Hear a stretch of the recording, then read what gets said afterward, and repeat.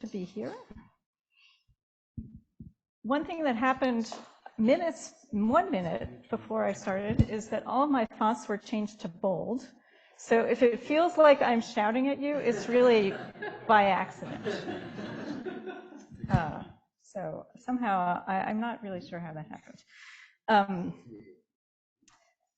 Yeah, all the cool kids use Keynote, so I switched from PowerPoint to Keynote, and this is, these things happen. So it's good to be back. Actually, the first workshop on turbulence, on astrophysical turbulence that the KITP held was 24 years ago, just about this time. So Ellen and I organized it. And nearly a quarter century later, it's very satisfying to be back and to reflect on how much we've collectively accomplished since that, I think, kind of a kickoff event. I had originally hoped to spend more time here for the program, but things happened. And so I'll savor this conference week, scanning the room. It's great to see many of the original participants from that program back here, including 2 of the organizers. And it's equally, maybe even more, good to see the bright young people who are bringing new energy to the field. I think we're all excited to share our results, our ideas, and even more thrilled. Everyone's always more excited about what's coming next. Okay, so here's the program, which is kind of unreadable from that time. So if you were reading this, you would see that there were a little bit more on solar and stellar topics, dynamo. We are talking about dynamos, turns out. More on extragalactic. Now there's more on extragalactic, including the CGM. The CGM had not been invented yet in spring of 2000. It was, that's a new word. It's a neologism. It's kind of, the CGM is kind of the ISM with less data.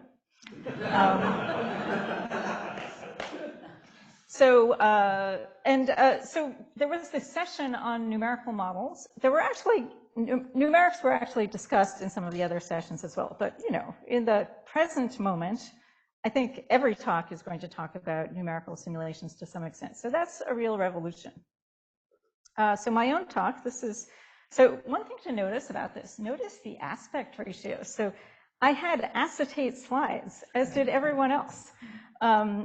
These were view graphs. And so I have to thank the KITP staff. So they're asking everyone for their slides. So give them to them, because that's your only record. You will throw everything out. Your computer will stop working, the format will stop working. So give them your slides for posterity. So they had mine. And so I was able to look at, here's my introduction, and some of the motivating questions for what we were working on. So my talk was about MHD simulations of giant molecular clouds, where turbulence is very strong. And I'd been working on this topic for about 5 years with 2 great collaborators who are here. So thank you, Jim, and thank you, Charles. We were using Jim's then new Zeus code. So here are, this is kind of the motivation. And so some of the questions that we were motivated by were including, what sets the turbulent dissipation rate? At the time, it had been, or earlier than this, it had been suggested that dissipation is slower in, magnetized medium. Turns out not to be true. We were interested in spectra, what the role is of turbulence in supporting clouds, and implications for observations, of course. So while I was at the ITP, it didn't have a K yet either, I was working on analysis of simulations, which went into our 2001 paper. And here are, don't read these, this is way too long. I'm just showing you, I can't believe that I had all of this text. But the key conclusions, as I said, in bold because of a wardrobe mishap. Without going into detail here, some of the key points were that, turbulence, of course, dissipates rapidly. Gravitational collapse is initiated rapidly, with the implications that clouds either have to be strongly magnetized, which we don't believe is true, or short-lived, which we now have good evidence for. And also that turbulence has to be inherited from the formation stages of clouds, but this kind of, passes the buck. Where did that turbulence come from? Or resupplied by star formation, which is sort of true, as we know now, and it was obvious then, I think. Turbulence is injected by feedback, but it destroys clouds in the process. And also this point here about the structure that is due to turbulent stresses, so this dual role that turbulence has, both in creating structure which is inducing collapse, but also limiting collapse. I should say also that this point about the structure, back in the late 90s, it wasn't considered a question that needed to be addressed, what the origin of structure was. The structure was just there.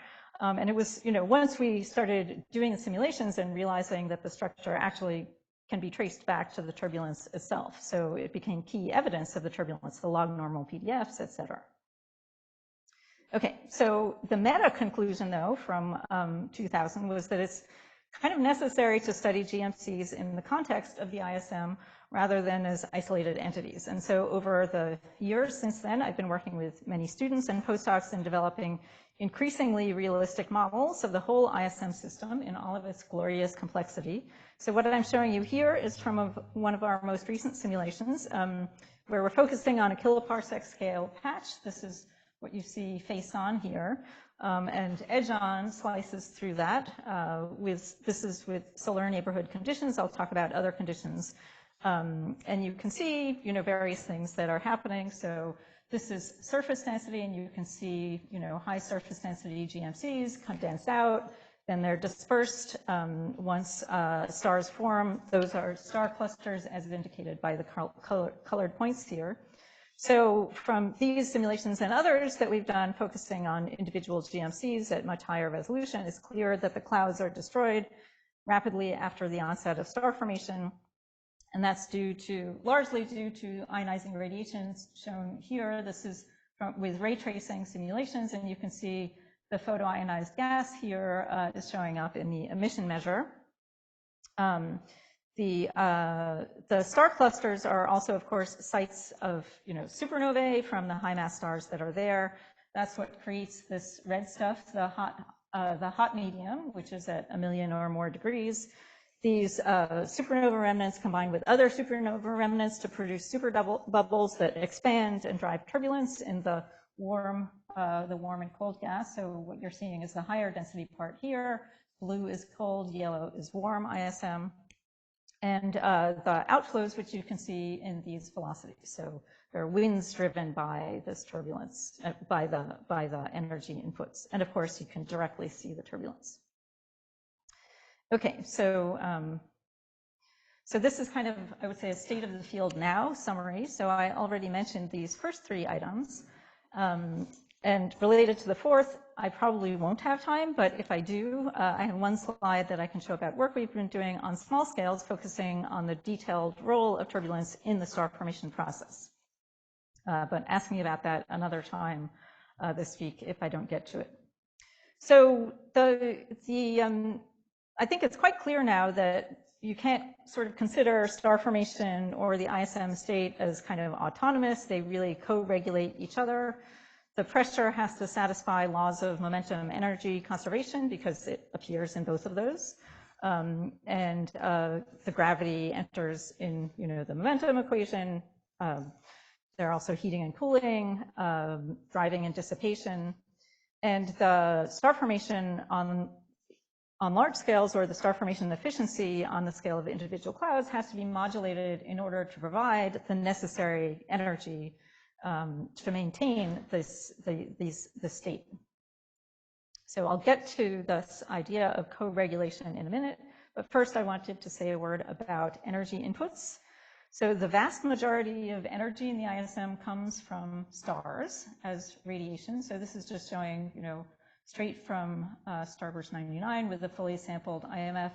This is radiation in different bands. So Lyman continuum is ionizing. This is what dissociates hydrogen. And then this is what's important. Well, the combination of these two is really what's important for heating the neutral gas through the photoelectric effect.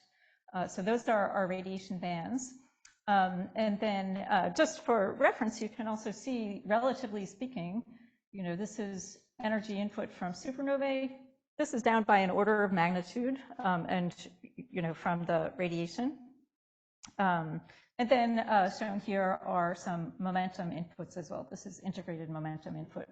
I didn't put the momentum from supernovae because it would be misleading. It's about a factor of 2. The direct momentum input is about a factor of 2 higher than from radiation. But of course, that is not the supernova remnants expand and do work, and so you get an order of magnitude more momentum than you get from the initial injection.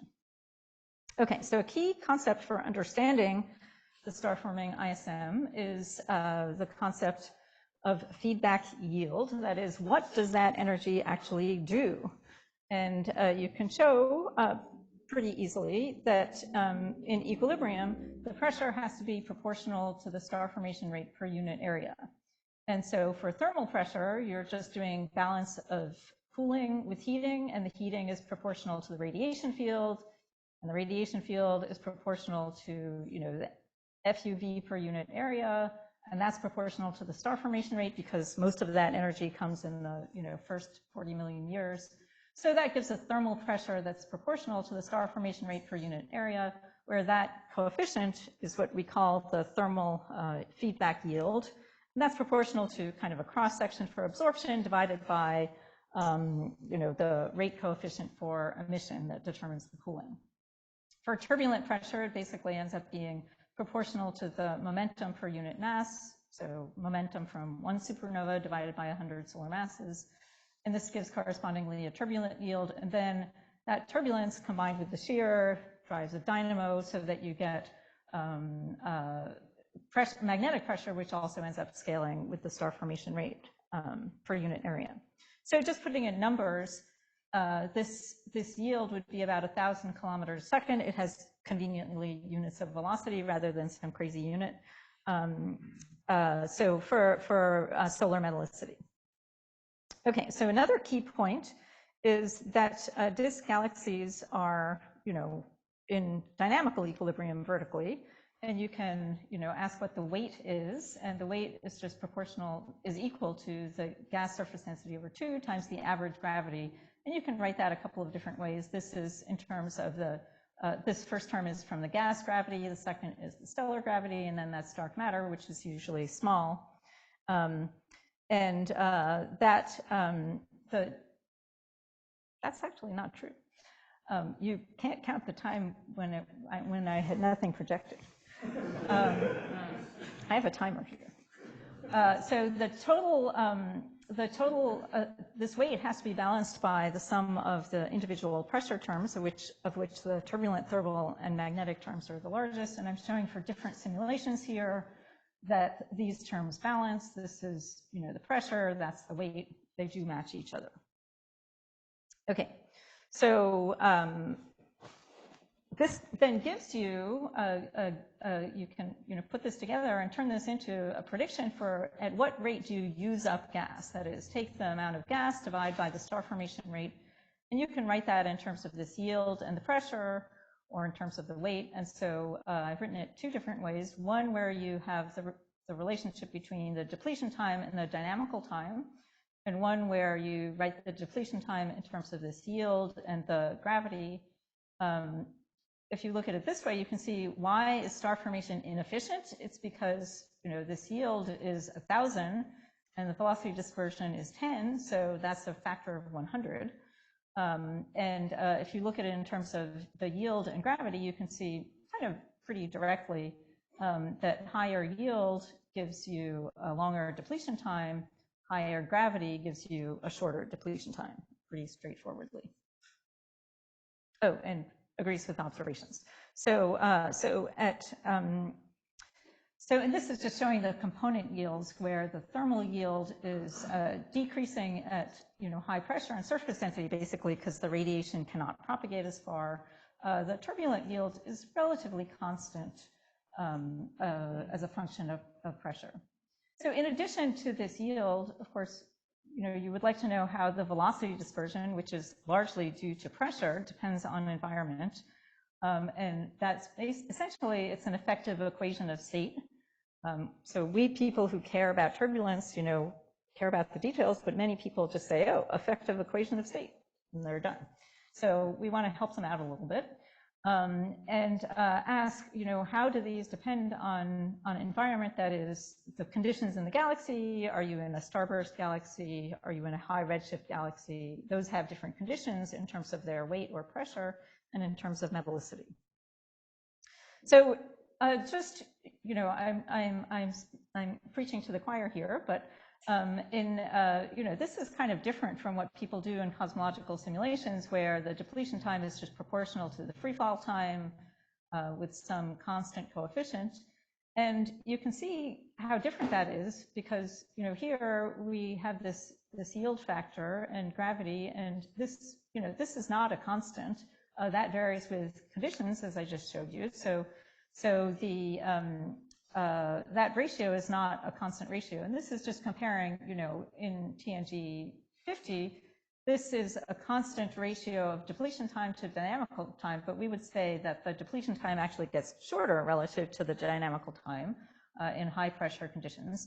Now, this is all for, for solar metallicity, so you need to do this properly, you need to assess the dependence on metallicity. So this is where our improved code comes in, which includes non-equilibrium chemistry and ray tracing radiation. So here's our team, and we're still, this is ongoing, so we're still doing more. I guess I don't have time, even if I argue it to talk about what we actually have. You can ask me about it sometime. This is the cooling function. I do want to have time to talk about what the results are when we change the metallicity. So let me move on to that. Oh, actually, before I talk about metallicity, I did want to talk about some other aspects of physics drivers. So, there was a discussion this morning about what is driving the turbulence in galaxies, and we can test this with controlled simulations, that is, turning things on and off. So this is based on some models where we have everything turned on, or for example, we only have supernovae, or we only have UV radiation. And so what's shown here is the different turbulent components in these cases. So focus here on, so they're basically the same if we have everything on, but if there's only UV or if there's no feedback, you get a lower velocity dispersion.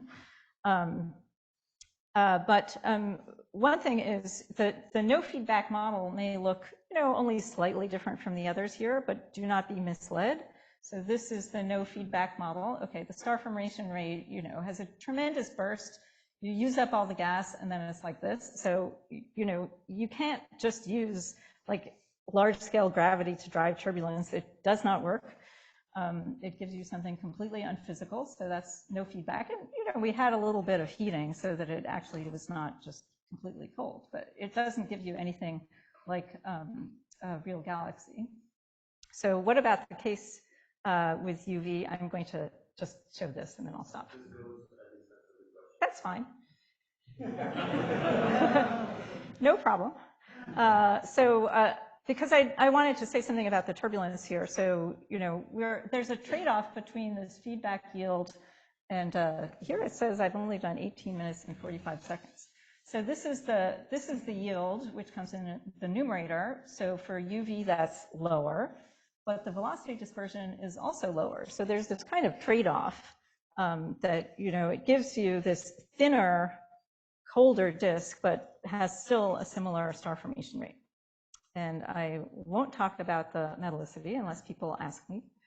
And I'll just say one thing about, in my remaining 45 seconds, about energy balance, which is, so here's the total UV energy. And then this is the actual, heating rate. And then here is the supernova input rate, which is lower. But there's what this is comparable to is the difference between the cooling and the heating. So, there is this difference because everything that gets put in by supernovae has to also be cooled away. But that is means that the radiative heating is slightly less than the radiative cooling. Okay, so I will and when you go to metallicity, in fact, there's more of a mismatch essentially because of the relative cooling time becomes long. So I will stop there. Here's my conclusions, and feel free to ask me about anything in the last 5 slides I didn't get to talk about.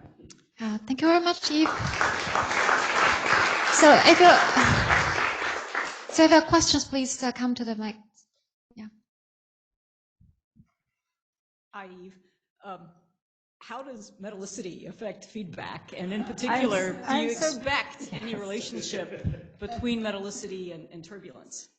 So it actually makes relatively little difference to the turbulence. So that's what's shown here. So these are the different yields. So this is, high metallicity or solar metallicity is blue.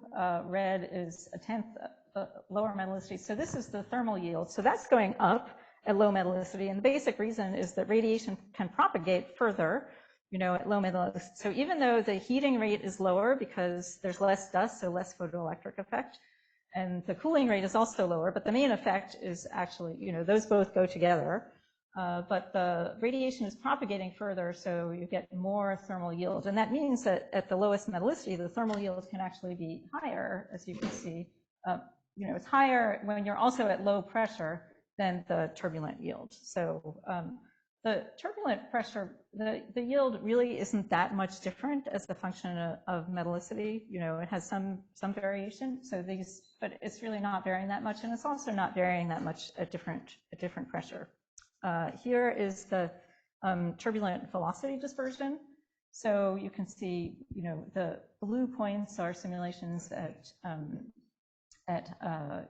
higher metallicity. So there's a very, very weak metallicity dependence here, 0.1 power in the metallicity for the turbulent velocity dispersion. So it doesn't, and the basic reason for that is that the turbulence is driven by supernovae. Most of the cooling from supernovae is from hydrogen. So it doesn't really care that much. The turbulence does not care that much about the metallicity. And, you can actually explain this, basically the ratio of the pressures is, the ratio of the yields, and then there's an extra factor for the thermal velocity dispersion, which just goes as the square root of the fraction in the warm medium. So that fraction in the warm medium is increasing at low metallicity. So that, that offsets this a little bit. Christopher. Yeah, hi. Thanks for the talk. So you had 4 different categories, for the UV. Mm-hmm. Could you say what those are, and maybe say a few more words on how you model the radiation in the Tigris simulations? So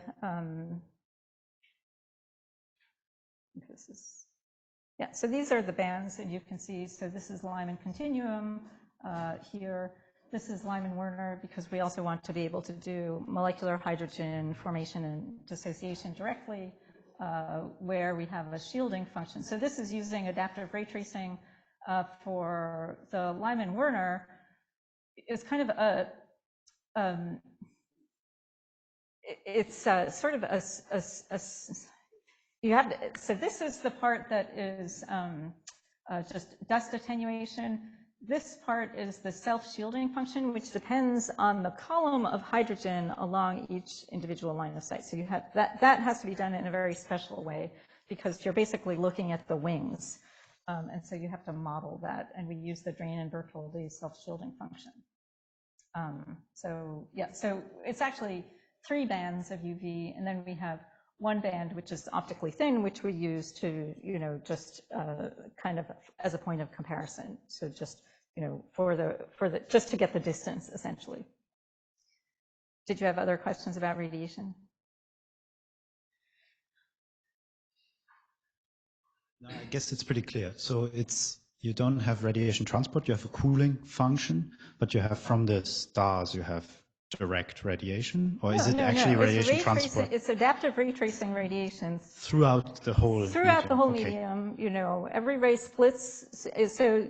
the requirement is that there have to be 4 rays through each cell. Okay. So we split as we go, each source is a source of rays. Mm-hmm. I think we start at level 4, so it's like 4 to the 4th rays from at the center, and you split rays as you go out.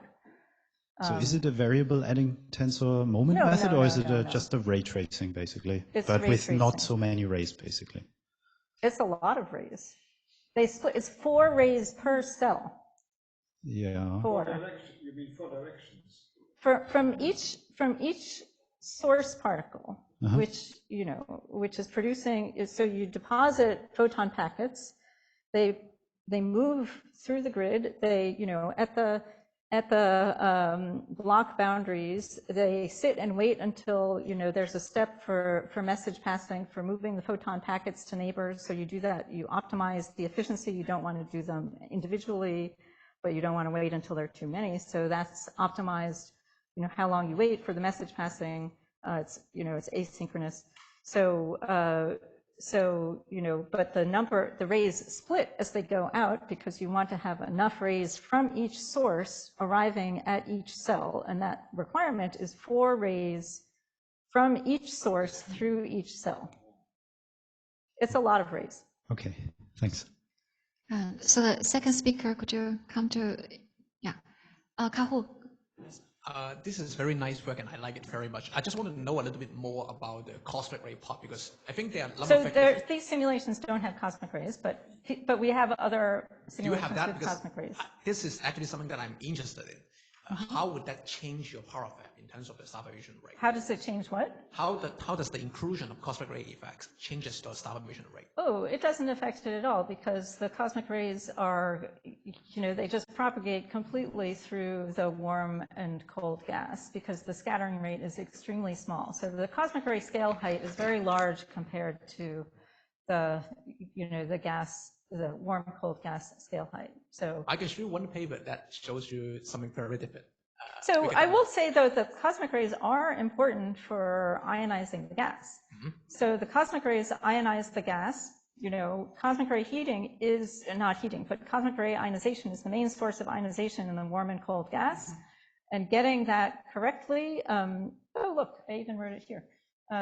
Getting that correctly, you need to know, because that actually determines the photoelectric efficiency through the grain charging effect. So the grain charging cares about what the electron density is and what the radiation field is. And if you have that wrong, you will not get the heating correct. So we can talk more. Let's bring this to the discussion. We have 1 minute. Add a quick question.